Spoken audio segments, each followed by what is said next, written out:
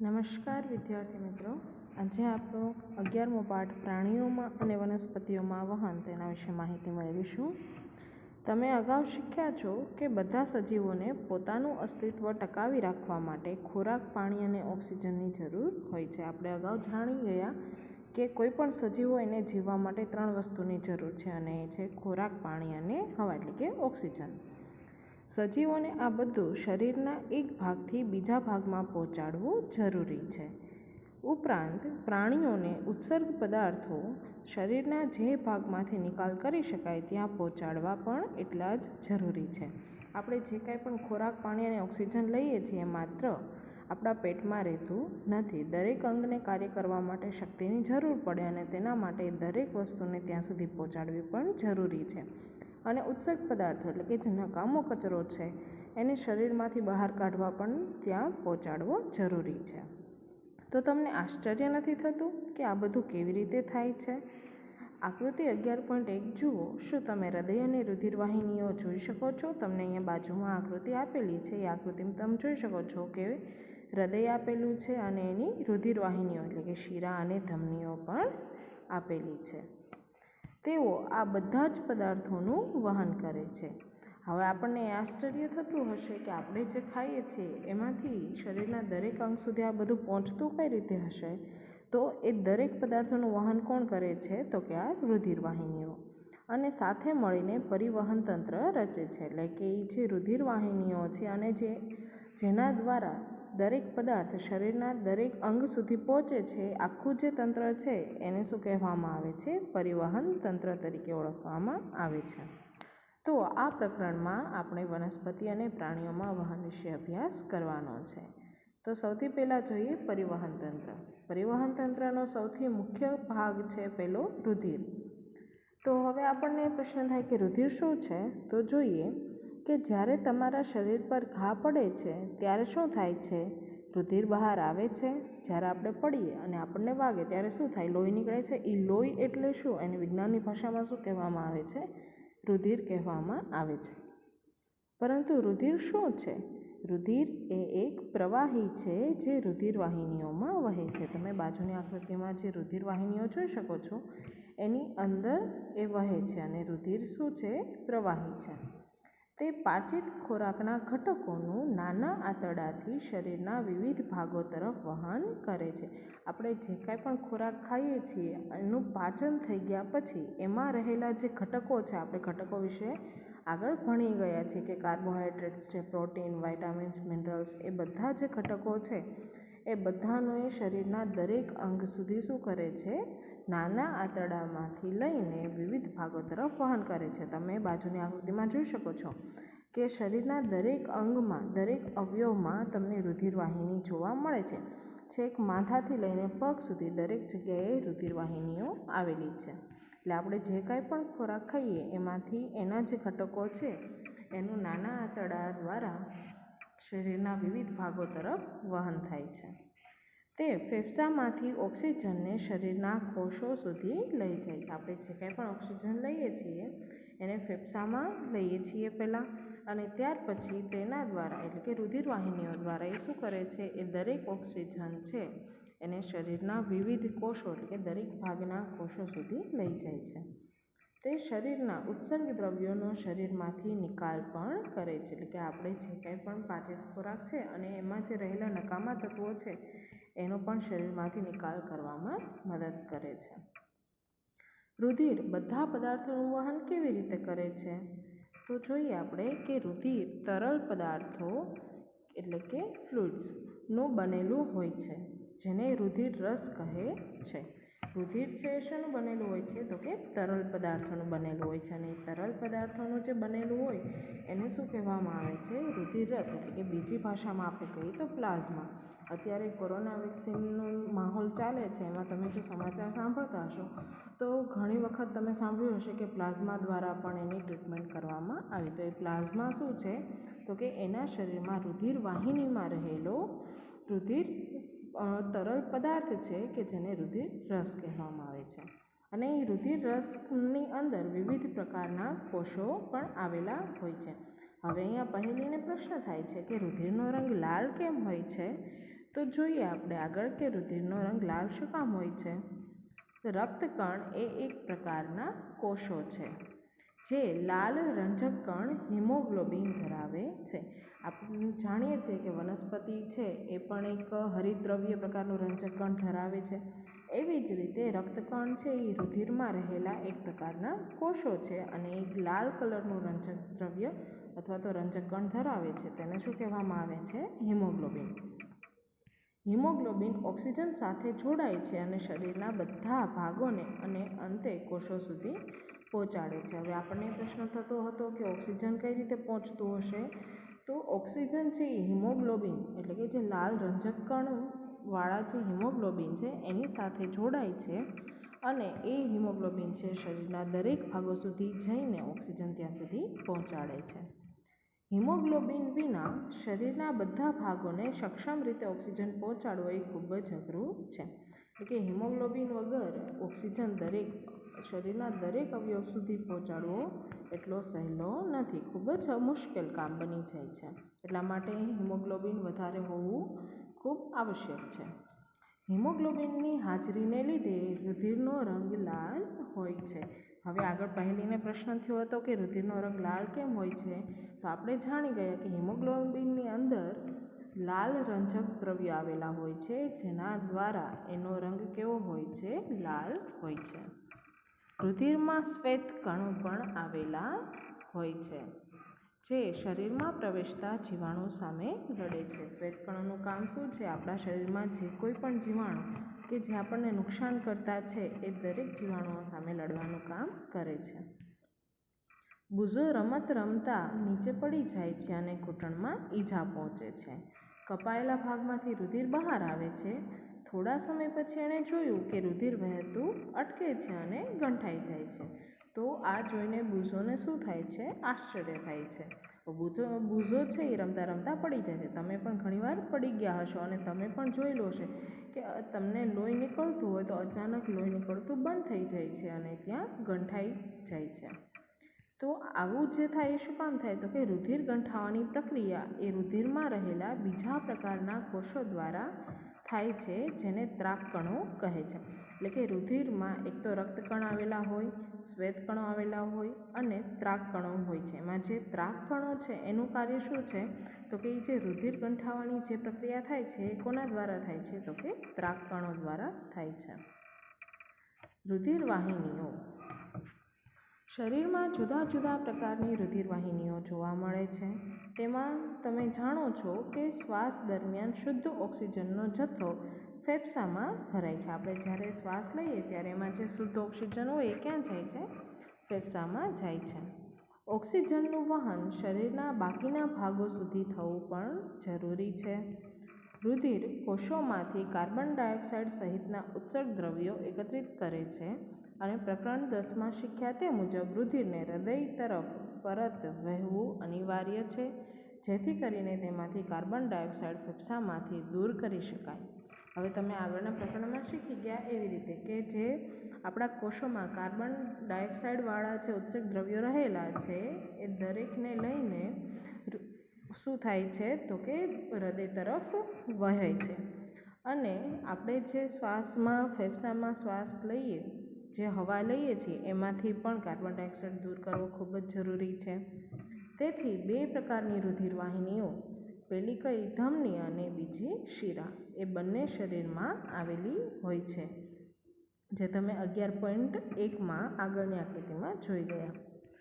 ધમની હૃદયમાંથી ઓક્સિજનયુક્ત રુધિર શરીરના વિવિધ ભાગો તરફ લઈ જાય છે. ધમનીનું કાર્ય શું છે? તો કે એ જે હૃદયમાંથી ઓક્સિજનવાળું રુધિર એટલે કે ઓક્સિજનવાળું લોહી છે એને શરીરના બાકીના જે ભાગો છે ત્યાં સુધી એને પહોંચાડે છે. રુધિરનો પ્રવાહ ઝડપી અને વધુ દબાણે હોવાથી ધમનીની દિવાલ જાડી અને સ્થિતિસ્થાપક હોય છે. આપણે ધમનીનું કાર્ય જોઈ ગયા કે ધમનીનું કાર્ય શું છે? તો કે ઓક્સિજનયુક્ત રુધિર છે એને હૃદયમાંથી શરીરના બીજા ભાગો સુધી પહોંચાડે છે અને એ પહોંચાડવાનું જે કાર્ય છે એ રુધિરનો પ્રવાહ છે કેવો હોય? ખૂબ જ ઝડપી અને એકદમ વધુ દબાણવાળો હોય છે. એટલા માટે જે ધમનીની દિવાલ છે એ જાડી અને સ્થિતિસ્થાપક હોય છે. ચાલો આપણે ધમની દ્વારા રુધિરના પ્રવાહનો અભ્યાસ કરવા એક પ્રવૃત્તિ કરીએ. તો તમને એક પ્રવૃત્તિ આપેલી છે. જોઈએ આપણને પ્રવૃત્તિમાં શું કહે છે કે તમારા જમણા હાથની તર્જની અને મધ્યમાં એટલે કે પ્રથમ 2 આંગળીઓ ને ડાબા કાંડાની અંદરની બાજુએ મૂકો. એટલે કે તમારા જમણા હાથની પહેલી 2 આંગળી લેવાની છે અને એને ડાબા કાંડાની અંદરની બાજુએ મૂકવાની છે. શું તમને થડકારા જેવો હલનચલનનો અનુભવ થાય છે? તમને અંદર કંઈક હલતું હોય એવો તમને અનુભવ થશે. આની પાછળનું કારણ શું હોઈ શકે? આવા હલનચલનને નાડી ધબકારા કહેવાય છે. એટલે કે એ જે હલનચલન છે એ શું છે? એ જે હલનચલન છે એ નાડી ધબકારા છે કે જે રુધિર આપણા શરીરમાં રુધિર વહે છે એના કારણે ધબકારા ઉત્પન્ન થાય છે અને આપણને અનુભવાય છે, જે ધમનીમાં રુધિર વહેવાના કારણે થાય છે. 1 મિનિટમાં થતા નાડી ધબકારાની ગણતરી કરો. હવે તમારે શું કરવાનું છે કે તમને અનુભવ થઈ ગયો કે અહીંયા આવું થાય છે કે નાડીના ધબકારા આપણને અનુભવાય છે. ત્યાર પછી તમારે 1 મિનિટનો સમય લેવાનો છે. 1 મિનિટમાં તમે કેટલી વખત એ ધબકારા સાંભળો છો એની નોંધ તમારે કરવાની છે. તમે કેટલા નાડી ધબકારા ગણી શકો છો? 1 મિનિટમાં થતા થડકારને નાડી દર કહેવાય છે. નાડી દર કોને કહેવાય? તો 1 મિનિટ અંદર જેટલા પણ વખત તમને એ જે ધબકારા સંભળાણા એટલે કે એ જેટલો થડકાર તમને સાંભળવા મળ્યો એને શું કહેવામાં આવે છે? નાડી દર કહે છે. આરામદાયી સ્થિતિમાં મનુષ્યમાં નાડી દર આશરે 72થી 80 જેટલો હોય છે. આરામદાયી એટલે કે સામાન્ય સ્થિતિમાં એક મનુષ્યનો નાડી દર કેટલો હોય છે? તો કે 72થી 80 વખત. એટલે કે 1 મિનિટની અંદર આપણને 72થી 80 વખત એ ધબકારા સાંભળવા મળે છે. તમારા શરીરના બીજા ભાગો એવા શોધો જ્યાં તમે નાડી ધબકાર અનુભવી શકો. એટલે કે તમારે આ પ્રવૃત્તિ જાતે કરવાની છે કે તમે શરીરના બીજા કયા ભાગો દ્વારા નાડીના ધબકારા અનુભવી શકો છો.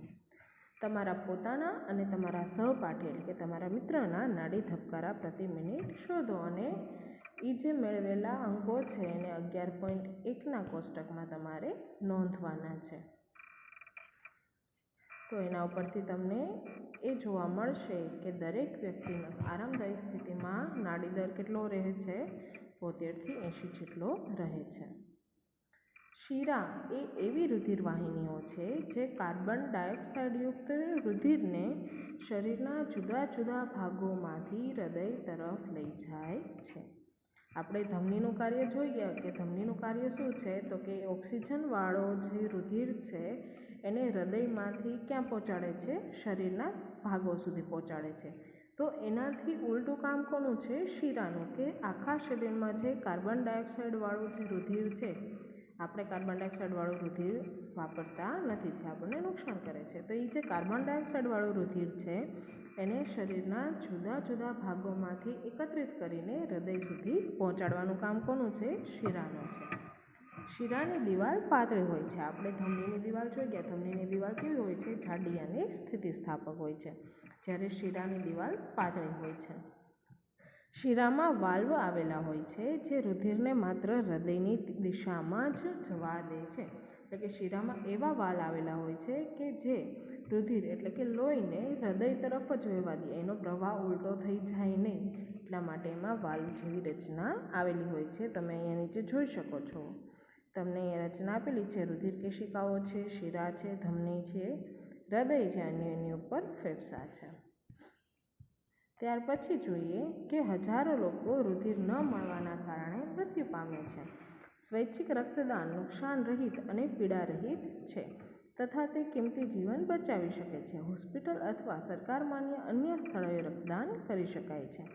દાન કરેલા રુધિરનો વિશિષ્ટ કાળજી સાથે બ્લડ બેંકમાં સંગ્રહ કરવામાં આવે છે. આપણે જાણીએ છીએ કે ઘણી બધી વખત રક્તદાન કેમ્પસ એટલે કે એની જે યોજના છે એ યોજાય છે અને એમાં ઘણા બધા લોકો છે એ રક્તદાન એટલે કે બ્લડ ડોનેશન કરે છે અને એમાં કોઈ પણ જાતની પીડા કે નુકસાન થતું નથી અને આપણે જે રક્તદાન કર્યું હોય છે એના દ્વારા બીજા જે લોકોને રુધિરની જરૂર છે એના સુધી આપણે રુધિર પહોંચાડી શકીએ છીએ અને એનું જીવન આપણે બચાવી શકીએ છીએ. હવે બુઝો એવું કહે છે કે હું અસમંજસમાં છું. મેં શીખ્યું છે કે ધમની હંમેશા ઓક્સિજનયુક્ત રુધિરનું વહન કરે છે. તો પહેલી એવું સમજાવે છે કે ફુફુક્ષીય ધમની છે એ રુધિરને હૃદયમાંથી લાવે છે. આથી તેને ધમની કહે છે, શિરા નહીં. તે કાર્બન ડાયોક્સાઇડયુક્ત રુધિરને ફેફસા સુધી પહોંચાડે છે. ફુફુક્ષીય શિરા ઓક્સિજનયુક્ત રુધિરને ફેફસામાંથી હૃદય સુધી પહોંચાડે છે. તમને એવું કીધું આકૃતિ 11.3 જુઓ, એટલે કે બાજુમાં તમને જે આકૃતિ આપી છે, શું તમે ધમનીઓને નાની નાની વાહિકાઓમાં વિભાજિત થયેલી જોઈ શકો છો? તમે ધમની જોઈ શકો છો કે નાની નાની વાહિકાઓમાં વિભાજિત થઈ ગઈ છે. તેઓ આગળ પેશીઓ પાસે જતાં વધુ પાતળી નળીમાં વિભાજિત થઈ જાય છે. તમે જુઓ છો અહીંયા નીચે તમને રુધિર કેશિકાઓ જે રચના આપી છે એની જે ધમનીની સાઇઝ છે એના કરતાં પણ એ સાઇઝ કેવી થઈ જાય? નાની થઈ જાય, એટલે કે પાતળી અને વિભાજિત થઈ જાય છે, જેને કેશિકાઓ કહેવાય છે.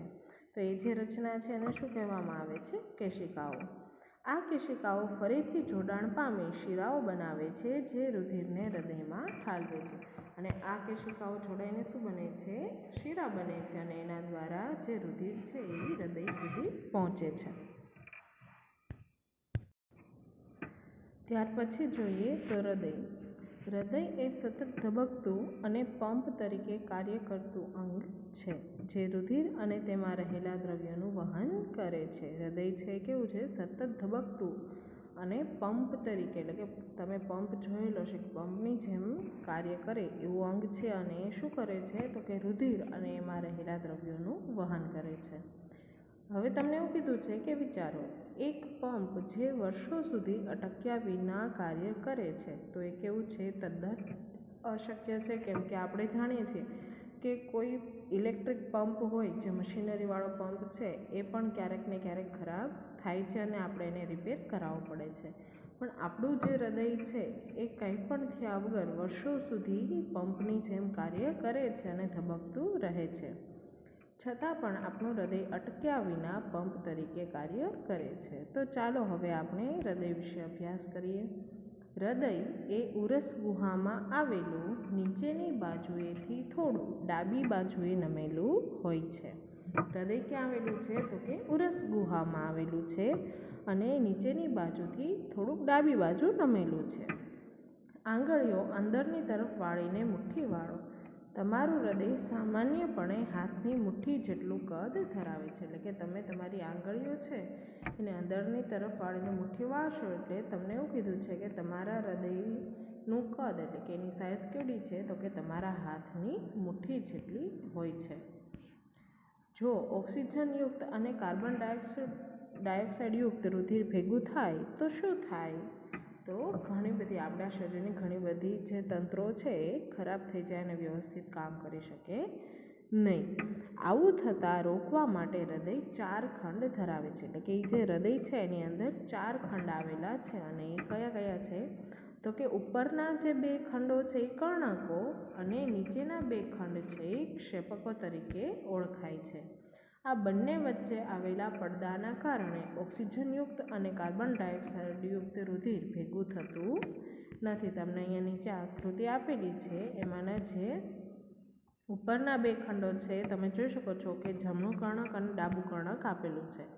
એ ઉપરના 2 કર્ણક છે અને નીચેના 2 ક્ષેપક છે.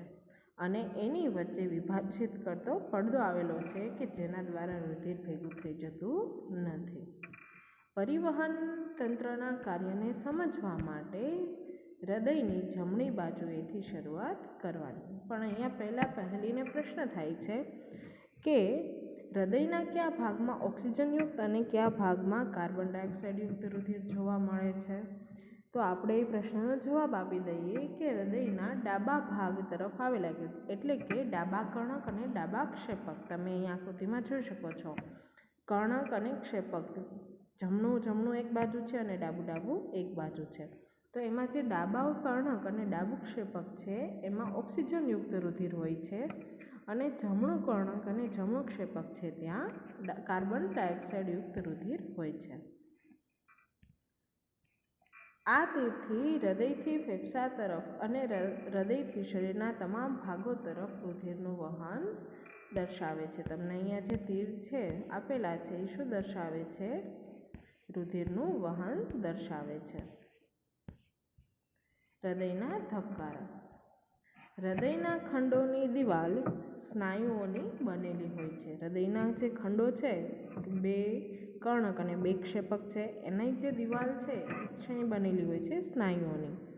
આ સ્નાયુઓનું લય અનુસાર સંકોચન અને વિકોચન જોવા મળે છે. એટલે કે એ સ્નાયુ છે એ એક લયમાં એક તાલબદ્ધ રીતે સંકોચન પામે છે અને વિકોચન એટલે કે સંકોચાય અને પાછા છૂટા પડે છે, જેને શિથિલન કહે છે. તાલબદ્ધનું સંકોચન તેના વિકોચનને અનુસરીને એક ધબકારો સૂચવે છે. એ જે સંકોચન અને વિકોચન થાય છે એના લીધે આપણને શું સાંભળવા મળે છે? એક ધબકારો સાંભળવા મળે છે. યાદ રાખો કે આપણા જીવન દરમિયાન ધબકારા સતત ચાલુ રહે છે. એટલે કે આપણે જન્મીએ ત્યારથી લઈને આપણા આખા જીવન દરમિયાન સતત ને સતત એના ધબકારા શરૂ રહે છે. એના ધબકારા ક્યારેય બંધ થતા નથી. જો તમે તમારો હાથ છાતી પર ડાબી બાજુએ રાખશો તો તમને ધબકારાનો અનુભવ થશે. ડૉક્ટર સ્ટેથોસ્કોપ નામના સાધનની મદદથી તમારા ધબકારા અનુભવે છે. તમે ઘણીવાર તમને શરદી ઉધરસ ને એવું બધું થયું હોય ત્યારે તમે દવાખાને ગયેલા જશો અને ત્યાં ડૉક્ટર છે એ તમારા છાતી ઉપર એક યંત્ર રાખીને એના કાનમાં સંભળાય એવા પ્રકારનું યંત્ર હોય છે. તો એ જે યંત્ર છે, સાધન છે, એને શું કહેવામાં આવે છે? સ્ટેથોસ્કોપ તરીકે ઓળખવામાં આવે છે. હૃદયના ધબકારાના અવાજને મોટો કરવા માટે ડૉક્ટર સાધન તરીકે સ્ટેથોસ્કોપનો ઉપયોગ કરે છે. કે આપણે સામાન્ય રીતે જે ધબકારા સાંભળીએ એના કરતાં એમાં થોડાક વધારે મોટા અવાજે સંભળાય છે. જેમાં એક ચેસ્ટ પીસ કે જે કમ્પલ્સિવ પડદો છે અને 2 ઇયરપીસ અને એક નળી જે બંનેને જોડવાનું કાર્ય કરે છે એવી રચના હોય છે. તમને એની જે આકૃતિ આપેલી છે એમાં તમે જોઈ શકો છો કે ઇયરપીસ જે આપણે ઇયરફોન કાનમાં પહેરીએ છીએ એવા પ્રકારની રચના છે, એને કાનમાં પહેરવાનું હોય છે અને જે ચેસ્ટ પીસ છે જેને તમારે છાતી પર રાખવામાં આવે છે અને વચ્ચે જે નળેલી છે એ બેને જોડવાનું કાર્ય કરે છે કે જેના દ્વારા તમને કાનમાં એ સંભળાય છે. ડૉક્ટર સ્ટેથોસ્કોપ દ્વારા હૃદયના ધબકારા સાંભળી હૃદયની પરિસ્થિતિ વિશેનો તાગ મેળવે છે. એટલે કે એના દ્વારા એ સાંભળે છે અને એના ઉપરથી આપણને જે કંઈ હોય તે કહે છે. ચાલો આપણી આસપાસ મળી આવે તેવા પદાર્થોથી આપણે સ્ટેથોસ્કોપનો એક નમૂનો બનાવીએ. ચાલો આપણે હવે શું કરવાનું છે? આ પ્રવૃત્તિમાં સ્ટેથોસ્કોપ બનાવવાનો છે. પણ કેવી રીતે? તો કે આપણી આસપાસ જે સાધનો છે એના દ્વારા બનાવવાનું છે. તો એમાં શું કીધું કે 6 થી 7 સેમીનો વ્યાસ ધરાવતી એક ગરણી લેવાની છે અને તેની પર રબરની ટ્યુબ ચુસ્તપણે લગાવો. એ રબરની ટ્યુબ અંદાજિત કેટલી લંબાઈની હોવી જોઈએ? તો કે 50 સેમી લંબાઈની હોવી જોઈએ. રબરને ખેંચીને ગરણીના મોં પર લાવો અને ચુસ્તપણે રબરથી બાંધો. ટ્યુબનો એક ખુલ્લો છેડો કાન આગળ રાખો. તમને નીચે આકૃતિ આપેલી છે કે ગરણી લીધી છે અને એમાં શું કર્યું? રબરની જે નળી છે એ ફિટ કરી દીધી છે અને એ જે ગરણીનો પહોળો ભાગ છે એને તમારા છાતી પર રાખવાનો છે અને જે નળીનો ખુલ્લો ભાગ છે એને ક્યાં રાખવાનો? તમારા કાન પાસે રાખવાનો છે. ગરણીનો પહોળો ભાગ હૃદય નજીક છાતી પર રાખો. ધ્યાનથી સાંભળો. તમને નિયમિત થડકાર સંભળાય છે? મેં તમને કીધું એવી રીતે કે એ જે પહોળો ભાગ છે એ છાતી પર રાખવાનો અને જે નળીનો સાંકડો ભાગ છે, જે નળી મોઢું ખુલ્લું છે, એને ક્યાં રાખવાનું? કાન પાસે રાખવાનું છે. આ અવાજ હૃદયના ધબકારાનો છે. એટલે તમને એક પ્રકારનો અવાજ સાંભળવા મળશે. અવાજ શેનો છે? હૃદયના ધબકારાનો છે. 1 મિનિટમાં તમારું હૃદય કેટલી વાર ધબકે છે એ તમારે નોંધવાનું છે અને 4 થી 5 મિનિટ દોડીને ફરીથી ધબકારા નોંધવાના છે. તમારા અવલોકનની સરખામણી કરો. તમારા પોતાના અને તમારા મિત્રના નાડીદર અને હૃદયના ધબકારા આરામદાયી અને દોડ્યા પછીની સ્થિતિમાં કોષ્ટક 11.2માં નોંધો. તમને હૃદયના ધબકારા અને નાડીદરમાં કંઈ સંબંધ લાગે છે? તમને અહીંયા એક કોષ્ટક આપેલું છે જેમાં તમારે આરામદાયી સ્થિતિમાં હૃદયના ધબકારા અને નાડીદર નોંધવાનો છે અને દોડ્યા પછીની સ્થિતિમાં હૃદયના ધબકારા અને નાડીદર શોધવાનો છે અને આ પ્રવૃત્તિ તમારે તમારા મિત્ર સાથે કરવાની છે અને બંનેના નોંધવાના છે. હૃદયનો દરેક ધબકાર એ ધમનીમાં થડકાર સર્જે છે અને 1 મિનિટમાં થતા થડકાર એ હૃદયના ધબકારાનો દર સૂચવે છે. આપણે ધબકારા કોને કહેવાય તેના વિશે આગળ જોઈ ગયા અને નાડી દર વિશે પણ આપણે આગળ જોઈ ગયા. હૃદયના બધા ખંડોમાં તાલબદ્ધ ધબકારા એ રુધિરનું પરિવહન અને શરીરના જુદા જુદા ભાગોમાં દ્રવ્યોના વહનનું નિયમન દર્શાવે છે. એટલે કે હૃદયના જે બધા ખંડો દ્વારા તાલબદ્ધ રીતે ધબકારા છે એ શું સૂચવે છે? તો કે રુધિરનું પરિવહન, એટલે કે એક જગ્યાએથી બીજી જગ્યાએ રુધિર આપણા શરીરમાં જે વહન પામે છે એ, અને શરીરના જુદા જુદા ભાગોમાં દ્રવ્યના વહનનું નિયમન સૂચવે છે. એટલે કે વ્યવસ્થિત કાર્ય કરે છે તેનું સૂચન કરે છે. તમે ઉપરની પ્રવૃત્તિ કરશો એટલે તમને એવું એમાં નોંધવા મળશે કે સામાન્ય સ્થિતિમાં તમારા હૃદયના ધબકારા અને નાડી દર સરખા હશે, જે 72 થી 80 વચ્ચે હશે, અને ત્યાર પછી દોડ્યા પછી સ્થિતિમાં તમારા હૃદયના ધબકારા અને નાડી દર છે એ તમારી સામાન્ય સ્થિતિ કરતાં કેવા હશે? વધારે હશે. હવે બુઝો વિચારે છે કે શું વાદળી અને જળવ્યાળ એટલે કે હાઇડ્રા પણ રુધિર ધરાવે છે? વાદળી અને જળવ્યાળ જેવા પ્રાણીઓ પરિવહન તંત્ર ધરાવતા નથી. તેઓ જે પાણીમાં વસવાટ કરે છે તે પાણી ખોરાક અને ઓક્સિજનનો શરીરમાં પ્રવેશ કરાવે છે. તો હાઇડ્રા અને વાદળી છે એ કોઈપણ જાતનું પરિવહન તંત્ર ધરાવતા નથી. તો આપણને પ્રશ્ન થાય કે તો એના શરીરમાં ખોરાક અને ઓક્સિજન કઈ રીતે આવતા હશે? તો એ જે પાણીમાં રહે છે એ જ પાણીમાંથી એ લોકો ખોરાક અને ઓક્સિજન એના શરીરમાં અંદર પ્રવેશે છે, અને આ પાણી જ ઉત્સર્ગ દ્રવ્યો અને કાર્બન ડાયોક્સાઇડને શરીરમાંથી બહાર લઈ જાય છે. એટલે કે જે પાણી એના શરીરમાં અંદર પ્રવેશે છે એ જ પાણી એના શરીરમાંના ઉત્સર્ગ દ્રવ્યો અને કાર્બન ડાયોક્સાઇડને શરીરમાંથી બહાર લઈ જાય છે. આથી આવા પ્રાણીઓને રુધિર જેવા પરિવહન તંત્રની પ્રવાહીની જરૂરિયાત નથી. તો ચાલો હવે આપણે કાર્બન ડાયોક્સાઇડ સિવાયના ઉત્સર્ગ દ્રવ્યો કેવી રીતે ઉત્સર્જન પામે છે તે જોઈએ.